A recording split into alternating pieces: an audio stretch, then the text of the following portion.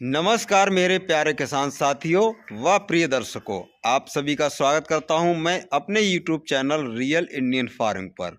मेरे प्यारे किसान साथियों, आप हों या आपके बच्चे या आपके युवा बच्चे जो कि नौकरी के लिए बहुत सारा प्रयास करते हैं, ट्राई करते हैं, उसके बाद भी उनको नौकरी या कोई अच्छा सा धंधा बिजनेस सेटअप करने में उनको काफ़ी परेशानियों का सामना करना पड़ता है। वो लोग सोचते रहते हैं कि नौकरी नहीं मिली तो मैं कौन सा बिजनेस करूं, कौन सा धंधा करूं जिससे कि अपनी जो आर्थिक स्थिति है उसको मजबूत करने का एक जरिया बन सके। लेकिन होता क्या है, कई बार हमारे दर्शक या हमारे जो युवा हैं वो जोश में आकर के होश खो देते हैं। यूट्यूब पर, इंटरनेट पर बहुत सारे ऐसे वीडियो पड़े होते हैं जिनको देखकर वे मोटिवेट हो जाते हैं और जोश में आकर के जैसे कि वो डेयरी का बिजनेस खोल लेते हैं। उन्होंने कहा कि चलो 10 भैंस 4 गाय पाल लेते हैं और हम जो है अच्छा खासा अर्निंग स्टार्ट कर देंगे। लेकिन बहुत से कोई भी बिजनेस हो उसमें बहुत से जो है नेगेटिव पॉइंट भी होते हैं, बहुत सारे पॉजिटिव पॉइंट भी होते हैं। लेकिन हमारे जैसे अन्य वीडियो बनाने वाले इंटरनेट पे जो वीडियो पड़े हैं वो क्या करते हैं कि किसी बिजनेस के पॉजिटिव पॉइंट ज़्यादा गिना देते हैं और उसकी जो खास निगेटिव चीज़ें हैं उनको जो उजागर नहीं करते हैं। तो ऐसे में हमारे जो युवा हैं, जो दर्शक हैं, वो फंस जाते हैं बिजनेस में। तो आज हम आप लोगों के लिए यही कॉन्सेप्ट क्लियर करने के लिए आए। यदि आप लोग डेयरी का बिजनेस स्टार्ट करना चाहते हैं, दूध का व्यापार स्टार्ट करना चाहते हैं, आप गाय भैंस पाल कर उनका दूध बेचकर यदि मुनाफा कमाना चाहते हैं, अर्निंग करना चाहते हैं, तो आप लोगों के लिए ये वीडियो आज खास होने वाला है। इस जो आप लोग यहाँ पर इस समय अपने ये जानवरों को देख रहे हैं, यहाँ पर गाय और भैंस जो बैठे हुए हैं, इनको जो चलाने वाले जो यहाँ के एक युवा हैं वो भी जो है इस काम को जो है हमारे समझ से 15-20 साल हो गए होंगे। 15 से 20 साल का अनुभव है इनका भैया का जो है। तो हम उनसे आपको आज मिलवाने वाले हैं। वो आपको जो है इस बिजनेस का जो दूध का व्यापार है उसके सभी नेगेटिव और पॉजिटिव पॉइंट्स को आप लोगों के सामने उजागर करने वाले हैं, जिससे कि आप लोगों को भविष्य में कोई नुकसान न हो, आप लोग सारे आइडिया लगा पाएँ कि हमको ये दूध का बिजनेस स्टार्ट करना है तो किन किन खास चीज़ों का मुझे या आपको ध्यान रखना चाहिए। तो सर आइए, आपका स्वागत है हमारे चैनल पर। जी नमस्कार। जी नमस्कार भैया, थोड़ा अपना पहले परिचय बताएं हमारे दर्शकों को। मेरा नाम मुकेश यादव, छिबरामऊ विष्णुगढ़ रोड। थोड़ा सर तेज आवाज़ में बोलें। मेरा नाम मुकेश यादव, छिबरामऊ विष्णुगढ़ रोड से, जिला कन्नौज। जी, मुकेश यादव, विष्णुगढ़ रोड, छिबरामऊ, जिला कन्नौज। सर आप जो है इस बिजनेस को, व्यापार को, जो दूध का आपका जो व्यापार चलता है, आप इसको जो है कितने वर्षों से कर रहे हैं? मुझे लगभग 15-20 साल हो गए। 15 से 20 वर्ष हो गए आप इस लाइन में हैं। तो आप सबसे पहले हमारे दर्शकों को ये चीज़ बताइए कि आपने यही काम क्यों चुना, कुछ और क्यों नहीं चुना? आपको कैसे लगा कि मुझे दूध का बिजनेस करना चाहिए, गाय भैंस पालना चाहिए? एक तो आप शहर में हैं, गांव के लोग पालते हैं वो अलग बात है, लेकिन आप शहर में रह कर के जो है गाय भैंस का मतलब दूध बेचने का काम आपने चुना है, इसके पीछे क्या कारण रहा है? ऐसा सर, पहले 1-2 भैंसें रहती थी। हाँ। फिर धीरे धीरे ये स्टार्ट हो गया, फिर उसी में लग गई। अच्छा, फिर उसी में लग गए। 1-2 भैंसें पहले थीं, आपका दूध यहाँ पे बिकना स्टार्ट हुआ होगा, तो आपने सोचा कि थोड़ा और बढ़ाएं इसको, तो आपका धीरे धीरे बढ़ गया। कोई मतलब पर्टिकुलर सोच के नहीं किया था कि हमको दूध के व्यापार में जाना है। अच्छा, तो जब आपने धीरे धीरे किया है तो आपका बहुत बेस्ट अच्छा अनुभव होगा। आपने सभी बारीकियों को समझा होगा, इसमें क्या नुकसान हो जाता नए लोगों को और क्या मतलब फ़ायदे हैं, वो सारी चीज़ें आज आपसे समझने का प्रयास करेंगे। तो सबसे पहले जो है आप हमारे दर्शकों को इस व्यापार के जो निगेटिव पॉइंट्स हैं उनको क्लियर करिए, क्योंकि तमाम सारे इंटरनेट पर वीडियो पड़े हैं जहां पर उनको जो है इतने लाभ गिना दिए जाते हैं कि हमारे दर्शक जो हैं, जो हमारे युवा हैं, वो उन लाभों को देखकर उनकी जो निगेटिव पॉइंट्स हैं उनको नहीं समझ पाते हैं और वो नुकसान में चले जाते हैं। तो यदि कोई बंदा इस व्यापार को स्टार्ट करना चाहता है, दूध का काम चालू करना चाहता है, तो उसको जो है चलिए हम कोई पॉइंट टू पॉइंट पूछते हैं, जी। ठीक है। उसको जो है पशुओं को खरीदना पड़ेगा। सबसे पहले क्या करना पड़ेगा उसको? पशुओं को खरीदना पड़ेगा। पशुओं को खरीदना पड़ेगा। पशुओं को खरीदने के लिए क्या चाहिए? अच्छी नस्ल के पशु हों। हाँ, तो जैसे वो अगर गाय और भैंस को खरीदने जाता है जी। कोई व्यक्ति, तो उसको कौन सी चीज़, खास चीज़ों को ध्यान रखना चाहिए जिससे उसको नुकसान ना हो जाए? अच्छे पशु हों, हाँ, स्वस्थ पशु हों, और ये सब मेन बात ये है, इसमें निगाह का खेल है। अगर निगाह का खेल है। जी हाँ, अगर आपकी निगाह पक्की है हाँ, तो आप फेल नहीं होंगे। फेल नहीं होंगे। और निगाह अगर आपकी नहीं है, हाँ, दूसरे पे डिपेंड काम कर रहे हो, हाँ। तो ये काम में आप फेल भी हो सकते हो। तो निगाह का काम है, तो इसमें क्या करना चाहिए? नए आदमी को कैसे मतलब करना चाहिए? शुरुआत कैसे करे वो? तो उसको नए आदमी को पहले किसी के साथ रहकर इसकी हाँ। ट्रेनिंग लेना चाहिए, उसके साथ जिसकी डेयरी हो उसके साथ रहे। उसके आस-पास में हाँ। कोई डेयरी चला रहा है, हाँ, तो उसके साथ उठना बैठना चाहिए उसको हाँ। कुछ दिन। साल उसके छुड़ाना। साथ जाना चाहिए जब वो गाय भैंस को खरीदने जाता है। जी हाँ, जी हाँ, जी। सीधे डायरेक्ट नहीं कि एकदम नहीं, जोश आया और हम मंडी गए नहीं, नहीं। और वहाँ से हमने कहा चलो 10 भैंस और 10 गाय खरीद लाते हैं। हाँ, तो ऐसा नहीं। ये नुकसान का सबसे बड़ा मतलब बस। स्टार्टिंग पॉइंट है। हाँ, जी हाँ। धीरे से स्टार्ट करना धीरे से चाहिए। start उसको पहले एक गाय एक भैंस लेनी हाँ, चाहिए। 1-2 पशुओं से स्टार्ट करें। 2 धीरे से। पशुओं से स्टार्ट करें। कभी भी 10 पशु सीधे एक बार में ना लाए। हाँ, 1 साल, 1.5 साल ये सब देख ले 1-2 पशु, उसके हाँ। बाद ही ज़्यादा पशु अपने बढ़ाए। ये पहला पॉइंट हो पहला गया। पॉइंट, हाँ। तो ये खुद के करने से ही इसकी प्रैक्टिस होगी। हाँ, खुद का अनुभव दुनिया में सबसे बड़ा और अनुभव कोई होता काम है। आएगा तो तभी आपको समझ में आएगा। इसमें निगाह की ज़रूरत है, सुबह शाम बहुत टाइम की ज़रूरत है, और हाँ। पंक्चुअली ये टाइम होना चाहिए। टाइम जो है पंक्चुअल होना हाँ, चाहिए। पंक्चुअल। अच्छा, इसमें ये नहीं कि आज 5 बजे, हाँ।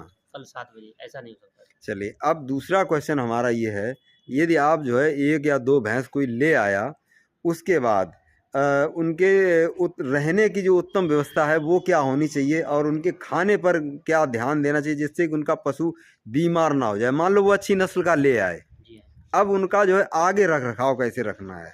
रखरखाव सर्दियों के लिए, जैसे मेरे यहाँ देखो ये टीन पड़ी है। हाँ, टीन शेड होना चाहिए ये टीन पड़ी है सर्दियों के लिए, और ये खुला स्थान भी होना खुला चाहिए स्थान भी होना चाहिए। इस तरीके से मेरे खुले में, ताकि उनको धूप भी लग सके। अब यहाँ धूप लग रही है, इसमें रात में अंदर हो जाएंगे ये, हाँ, और ये पन्नी पड़ जाएगी। पन्नी पड़ जाएगी, रात में अंदर हो जाएंगे। अच्छा, तो इस तरीके की व्यवस्था होना चाहिए, खुला भी होना चाहिए, बंद भी होना चाहिए। अच्छा। ये तो व्यवस्था होना चाहिए। कुछ ऐसे पॉइंट्स बताइए आप, जैसे कि नस्ल पहचानने वाली बात आती है, यदि मान लो कोई भैंस खरीदने जाता है, जी हाँ। तो उस भैंस में थोड़ी बारीकियां बताओ, उसको क्या क्या चीज़ भैंस के अंदर देखना चाहिए? भैंस का उसका पहले जो है उसका अडर देखना चाहिए। अडर देखना चाहिए। अडर देखना अडर चाहिए। मतलब ऐन। ऐन और हाँ। उसके जो थन, हाँ, उसको देखना चाहिए। अच्छे थन हो, हाँ। छोटे थन ना हो, ज़्यादा हाँ, बड़े भी थोड़ा ना हो। अडर और ऐन का थोड़ा बनावट लुक बताइए। जैसे आप कोई एक भैंस अपनी खड़ी करो जो आपकी सबसे बेस्ट हो, फिर हमको मतलब हमारे दर्शकों को समझ में आएगा कि कैसी भैंस होनी चाहिए। अब जैसे इस तरीके का अडर होना चाहिए, बड़ा सा और निकला हुआ बाहर को। अडर जो है पीछे की तरफ हाँ, निकला हुआ होना चाहिए। बस बस। अगर अंदर को धगला हुआ है, अंदर के दबा हुआ है, हम्म। तो वो कम दूध देगी, कम दूध भी दे सकती है, और उसकी बिक्री भी जो है उतनी नहीं होती। बिक्री भी नहीं हो पाएगी मन से। तो अडर बाहर को निकला होना चाहिए। जो थन है उनका क्या मतलब स्ट्रक्चर होना चाहिए, इतना बनावट? होना चाहिए, ये 4 अंगूर के थन है, मतलब मुट्ठे में आराम से पकड़ में आना चाहिए, कम से कम पूरी मुट्ठी में आना चाहिए। पूरी मुट्ठी में पकड़ में आना चाहिए। ये तो ऐन का जो है जो जी हाँ, जी थन होते हैं जी। उनका ये डिजाइन होना चाहिए। जैसे अच्छा, इसके थन है, ज़्यादा हाँ। बड़े भी नहीं, ज़्यादा छोटे भी नहीं। अच्छा, भैंस जो है वो अच्छा दूध देगी, इसकी कोई भैंस की पहचान है क्या? इसकी पहचान ये है, एक तो इसका सींग मुर्रा सींग की होना चाहिए। सींग जो है वो मुर्रा होना चाहिए, जैसा कि इस भैंस का है। इसका एक सींग टूटा हुआ है, लेकिन एक से पता चलता है ये मुर्रा है। एक टूट गया है। हाँ, तो इसको भी ध्यान रखना चाहिए। भैंसें जो लड़ जाती हैं उसको भी थोड़ा दूर हाँ। डिस्टेंस में रखना चाहिए, थोड़ी अच्छा, दूरी अच्छा, में एक रखना तो चाहिए। मुर्रा हो गया। हम्म। अच्छा, दूसरा और कोई पहचान है जिससे पता चलेगी ये भैंस अच्छी दूध में निकलेगी? शरीर की बनावट देखिए आप, पीछे के पुट्ठे हाँ, और आगे पतली, पीछे से चौड़ी होना चाहिए। आगे की तरफ जो है पतला होना चाहिए हम्म। और पीछे की तरफ चौड़ाई बढ़ती हुई होनी चाहिए भैंस की, जी हाँ, जी वो अच्छा दूध देगी। वो अच्छा दूध। अच्छा, कुछ लोग कहते हैं कि नस देखी जाती दूध वाली, जी हाँ, क्या नस की मतलब कुछ होता है? अगर जी हाँ, नस वाली भैंस दूध ही देगी। दूध देगी। वाली नस कैसी होनी चाहिए अच्छे दूध के लिए? नस ये यहाँ से नीचे होती है, ये मोटी नस होना चाहिए। अच्छा, नस जो है मोटी होनी चाहिए। इस तरीके से आपको इसमें दिख रही होगी। टेढ़ी मेढ़ी भी होनी चाहिए, अंटेदार। हाँ अच्छा, मैं थोड़ा पास से दिखाने की कोशिश कर रहा हूँ। जैसे कि आप लोग ये नस देख लीजिए, जी, ऐसी अंटेदार नस, मोटी नस होनी चाहिए। जैसे कि इसमें गुत्थी टाइप की पड़ रही है। जी हाँ, यही है ना अच्छे दूध की पहचान? जी हाँ। ये बात तो हमारे दर्शकों को जो है ये जरूर देखें, जब भैंस खरीदने जाएं तो अच्छी जो है मोटी नस हो दूध की, दोनों तरफ से अंठेदार होनी चाहिए। ये तो मतलब अच्छी दुधारू भैंस हो गई। आगे की तरफ पतली, पीछे की तरफ चौड़ाई बढ़ती हुई, अडर पीछे निकला हुआ हो, और जो थन है उसके जी हाँ, वो जो है अच्छी तरह से पूरे मुट्ठे में आना आने चाहिए, पकड़ में मुट्ठी भर थन होना चाहिए, मुट्ठी भर थन होना चाहिए कम से कम। कम से कम। तो ये तो हो गया, मतलब अच्छी दुधारू भैंस हो गई। अच्छा, अब कोई हमारा भाई जो है वो दुधारू भैंसों को ले आया, 2 भैंसें ले आया। अब वो आगे सरवाइव उनके साथ, मतलब उनके रख रखाव में, ट्रीटमेंट में, उनको खाने दाने का क्या व्यवस्था होनी चाहिए, चारे का? चारे का ये है, भूसा है, मिक्स खिलाना चाहिए सर्दियों में। उसी के साथ पुआल उसके भी, साथ पुआल भी खिला सकते हैं, बाजरी भी खिला सकते हैं, थोड़ी मिला हाँ। के हल्की सी। अच्छा, हरा चारा और सूखा चारा दोनों का मिक्सअप होना चाहिए कम से हरा कम। हरा चारा जैसे बरसीन सर्दियों में होती है, हाँ उसको खिलाना चाहिए।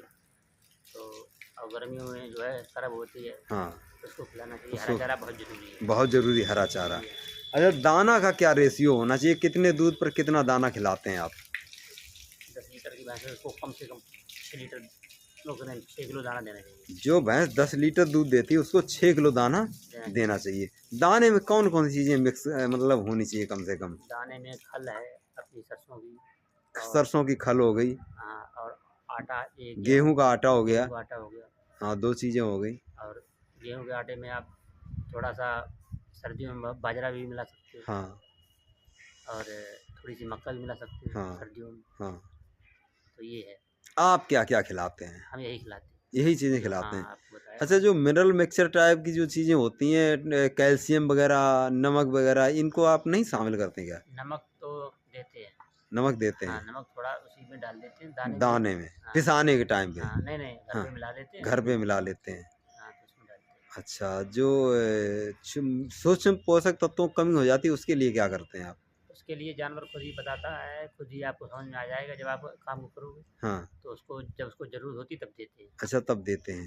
जैसे मेरा ये पानी की नाद बनी हुई है, हाँ। इसमें चूना से पोत देते हैं। अच्छा, इसमें आप चूना से पुताई करते हैं स्नान की? अभी कल साफ की है, इसलिए साफ कर दी है। अच्छा अच्छा। अभी दिख नहीं रहा है, तो हाँ, तो इसको आप जैसे चूना की पुताई करने से क्या हो जाता है?